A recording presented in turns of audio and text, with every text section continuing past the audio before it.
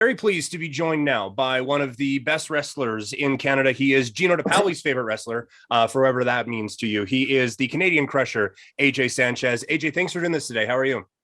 Man, I'm good. It's a little earlier than I like to be awake, but I'm fantastic, and I appreciate you having me. Well, I appreciate you waking up a little bit earlier than you would like for this.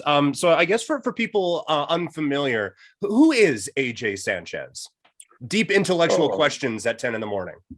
that's a very complex question. One of which I'm not going to give the full answer to.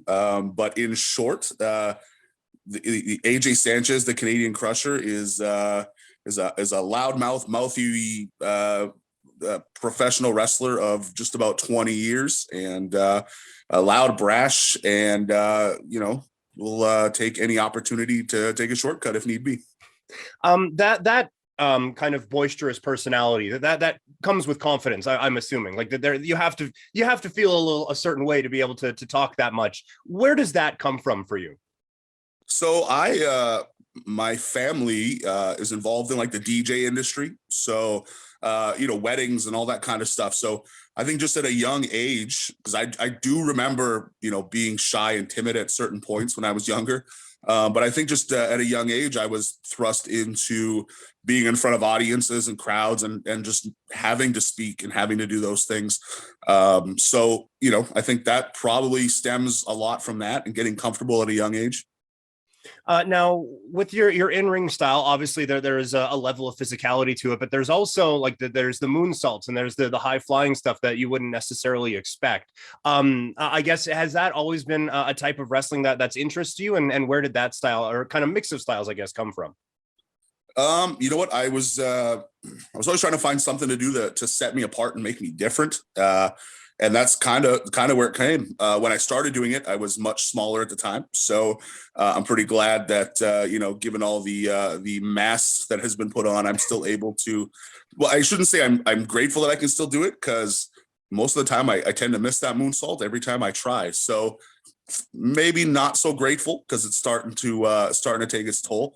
But yeah, I just try to do something to set me apart and just be different. And not many people at present day 400 pounds are doing backflips and twists off the top rope. So, and probably for good reason, because I seem to keep breaking that Can-Am wrestling ring sometimes. So these things happen. Yeah. In basketball, that they say miss till you make and make till you miss, right? So just like keep rolling with it. Just keep going, man. Yeah, that's fine. I'm going to get it eventually one day, And when that hits, oh boy, look out. If I'm breaking the ring now, I hate to be the guy that's under me when I land it. Now, watching you a number of times with a few different promotions now, there is, like we talked about, that there's a level of entertainment factor. But I'm also supposed to not like you as the deplorable human being that you are. Is that a difficult balance to walk, where it's like, I want to be entertaining, I want to put on a show, but also I need all of you to hate me? Yeah, you know what? It took a while to kind of figure that out. So when I was, I don't know, I'd say 10, 12 years ago, when I was still, figuring out who I was, what I was doing, a lot of the times I tend to focus on comedy and being funny, because I think that's just naturally my, personality and persona. So a lot of the times I would come out of a match and people would be laughing with me, which is not the objective when I go out there trying to get people to hate me. So over the last several years, I've really figured out how to make the joke, be on me, so that when we're done, I'm the butt of the joke. So people are laughing, but hopefully they're laughing at me, as opposed to when I was younger, when I couldn't figure this out, where they were laughing with me, which was, against the objective. So I've kind of figured that out, as time goes on. But I think at the end of the day, just where we are in professional wrestling in general in 2022, people can see the people that are really good at this and that are natural at this. And with everybody using the term art and performance art and all these things, I think when all's said and done, they still may boo me, but when things are done, they're like, man, you're pretty entertaining. And they're aware of that. You know what I mean? It's less about good guy versus bad guy in the fight and hating this guy, and more of applauding the performance. Whether that's a good thing or a bad thing, I'm not sure. But I think that's where people are, in 2022. Yeah.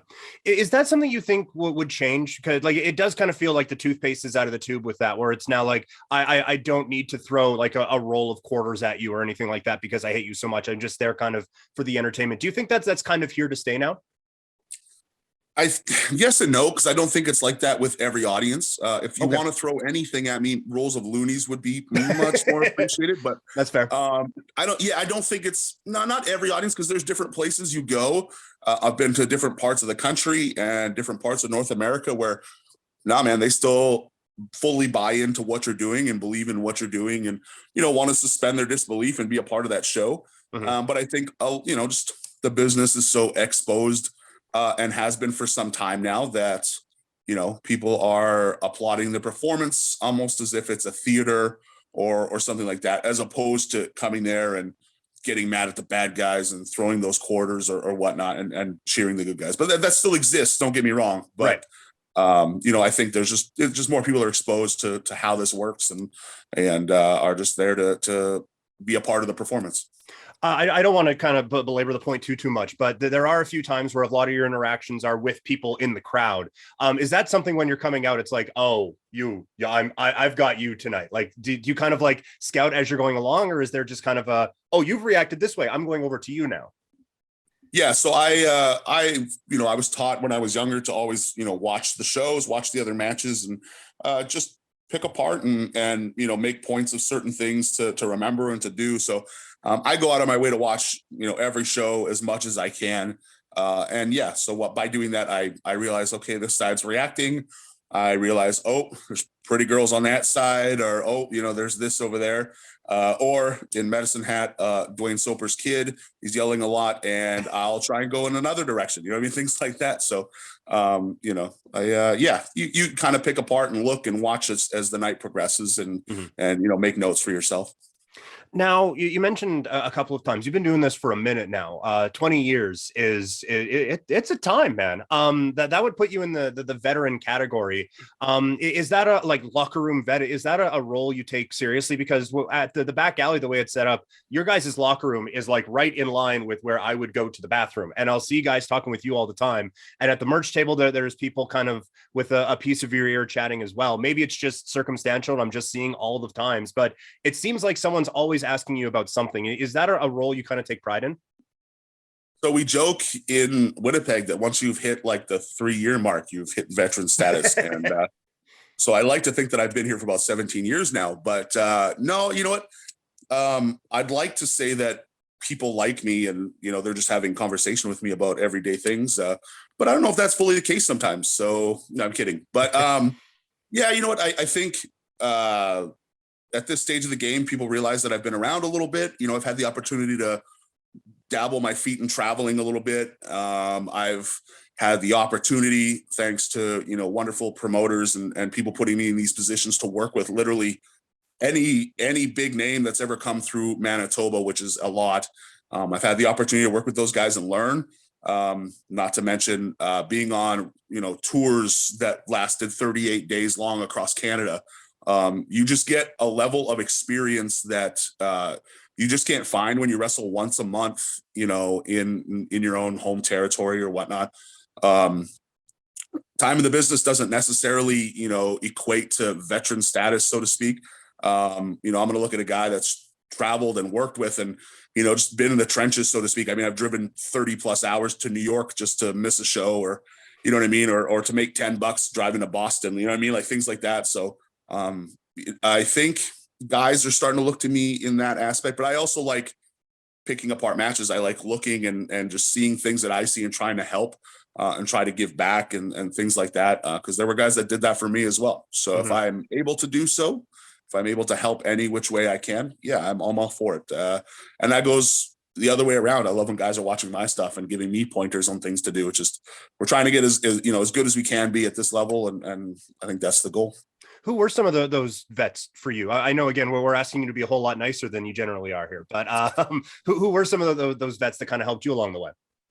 Yeah, so when I was younger, guys like Robbie Royce, he doesn't realize it a whole lot, but like Mentolo, who's only got a couple more years on me, but when I was younger, I got thrust in the position to work with him. driving in the cars with guys like Danny Duggan, Kevy Chevy, Stefan Epic, some of the local Winnipeg guys. We've had the opportunity to just sit there, and you hear all the stories from guys like Shawn Michaels and the Click, and they just, they sat in the car and they just talked wrestling, and like, that's really what it is. So, a lot of the times we'd be driving, I've driven 20, 30, 30 plus hours to a show, and it's just, we're talking and trying to evolve and pick apart what we did and things like that. So I'm sure there's more guys that I'm missing, and I apologize, but you take something from everybody. And then we've had the opportunity to do shows and tours. I mean, we did so many tours with Road Dogg and Billy Gunn, who were just phenomenal, in teaching and just being on the road and living that life. And I mean, 05, Johnny Devine was in Manitoba, and he was set up training with the company that was there. So like, I guess essentially, much like you say, it takes a village to raise a child, very similar in this aspect. Now, with CanAm specifically, there's a lot of very young talent that is going through there right now, coming out of the Alberta Wrestling Academy. And I would imagine that kind of vet status is all that more important. When you're out there in the ring with some of those kids, is it a little bit difficult? Like, I need to make sure you're getting everything in, but I also kind of don't want to look awful either. Like, is that a difficult balance to kind of walk? No, I just beat the shit out of him. Fair point. No, I'm kidding. No, you know what? It's,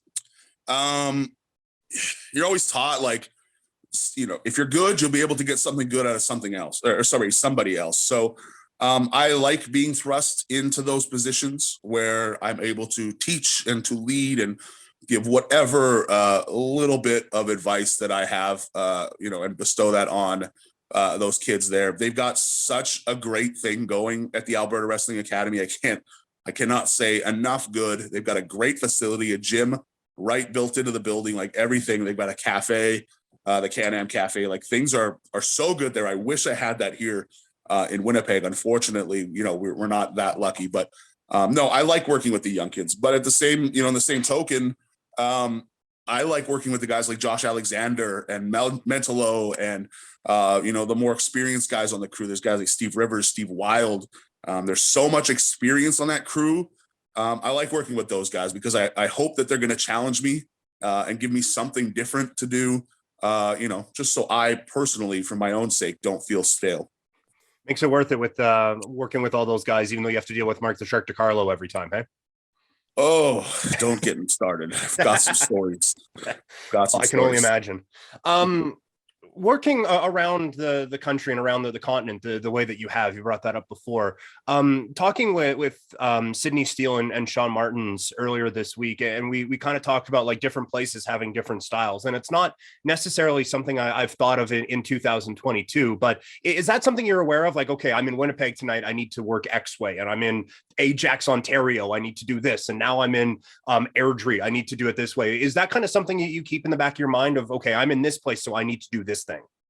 Yeah, 100%. So I've learned over the years that, just to be versatile. And I literally have gone and done matches in the ring with guys like the Honky Tonk Man, where we didn't say a word to each other and just went in and we did it and things were fine and he was happy with it. And then I've done matches where, every little thing is kind of, we know the path we're on and that's what we're going to do. And I pride myself on being able to walk and talk, if you will, is how we call it, or go in there and just perform and stick to a certain script, so to speak. So it's, again, goes back to just sitting and watching the show, watching the crowd, what they're responding to, what's happening that night, and having the mind and the wherewithal to know this is working for those guys, this is not working for those guys, and to make sure I go out there and do what's needed on any given night. Now, we've talked about how valuable experience can be. The last couple of years, that's been difficult to get. Looking at your stats specifically on Cage Match, 2019, you had 90 matches, according to them. It might be a little bit more. You might have wrestled some dude in a parking lot. But 2020, 21, and 22 so far, you're at 91 matches. So one more match in the last 3 years than you had in 2019 alone. How difficult has that been to just have that level of inactivity during this pandemic? Yeah, so I've been fairly blessed throughout the pandemic. We had a training center here, a building set up with a ring set up 24/7. So I was able to keep busy. I was training and teaching some of the students out here at the Elite Wrestling Academy. So that kept me busy. But yeah, man, before everything happened within the last couple years, 2019, I think, yeah, that's pretty accurate. It was just about 100 matches. So they're missing a couple because I have them marked down. But 2020, literally before everything happened, I was on pace to go back down to Mexico. I had made a contact with Juventud Guerrera up here through one of the tours. I had set up training in Florida and in Vegas. And we had just recorded Chris Jericho's podcast. We were on and whatnot. So like 2020 was looking amazing as far as, for me. And then pandemic hits and here we are. So I've tried to keep busy, and luckily for the most part, we had a ring set up. So while I wasn't getting the shows because they just weren't available to us, still getting ring time and trying to stay in whatever sort of shape I'm in. Now for CanAm Wrestling, a couple weeks ago, title match against Cheetah Bear doesn't necessarily go your way. Who's in the crosshairs for AJ Sanchez now? Who's the next on the Canadian Crushers to-do list? Man, who's not in the crosshairs? I like the tag team titles. I've first off, back in the day, like the old WWF 80s, 90s tag team titles, just the look. I loved those, and the Can-Am tag titles kind of look that way too. So those are my favorite titles back in the day. So maybe that's on the table. Maybe the women's title's on the table. I don't know. You know what I mean? Maybe much like trying to hit that moonsault, I just keep trying and trying and trying again against the Cheetah Bear and trying to get that Can-Am title. So I'm ready and willing, for whatever's in my path. And I guess people will just have to tune into Slam TV and check out Can-Am Wrestling and all the various towns they're running and see what the plans are and what holds for my future. I appreciate you trying to do the belt collector thing, but I've seen Kat Von Ease in the gym before. I would steer clear of that one. Like the tag team titles, heavyweight title, one thing, but I would stay clear of Kat if I were you. Just some unsolicited advice here. She is a beast, so you might be right on that. The thought process was there aren't a ton of women, so I could probably jump up in the rankings pretty quickly and receive that title shot. But I'll maybe heed your advice on that one. Yeah. If they come in with like the North American title for the women's side, then just like boom, right there. Yes, yeah, that's 100%. Yeah. AJ, where can people find your stuff, man? Yeah, pretty simple. I'm on Facebook for the most part. Just search up AJ Sanchez La Rock. ProWrestlingTees.com/Canadian Crusher, where you can go get some merchandise that's strictly on that website, not something that I carry on my person whenever I'm at shows. But I think that's it. Twitter at Crusher AJ. I'm not super involved on Twitter, but because I think it's a cesspool. So, but I'll get there eventually. So that's pretty much the socials, I think, there. All right, man, this was a lot of fun. I could do this all day. Thank you. And I'm sure I'll be bugging you again soon. Yeah, man. Thank you. And thank you for that mustache, by the way. You are very welcome.